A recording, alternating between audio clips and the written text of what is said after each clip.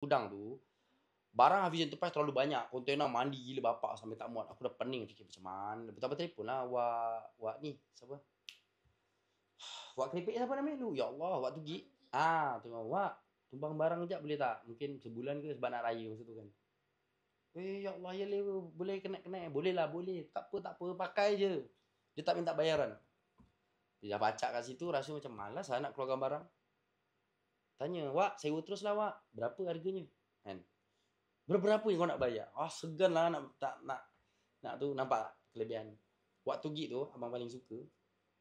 Abang ni peniaga perabot terpakai.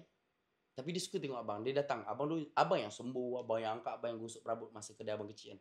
Dia datang, dia tengok, dia sengih-sengih. Dia lah orang pertama yang cakap abang kan jadi jutawan. Dia lah orang pertama. Padahal dia jutawan. Dia sangat kaya. Tapi dia boleh cakap abang, kau di jutawan dik. Ingat lagi ayat dia. Naik motor kris dia tu. Dia cakap abang ni. Amin. InsyaAllah. Tu yang sewa pun sampai label dia tak boleh nak tetapkan. Abang yang letakkan sewa. Berapa abang nak. Sebelah tu memang ada lah. Sebelah tu awal. Betul yang baru yang besar. Yang besar tu baru.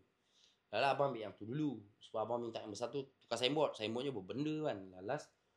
Macam abang biasa lah. Abang suka pula barang sikit kan.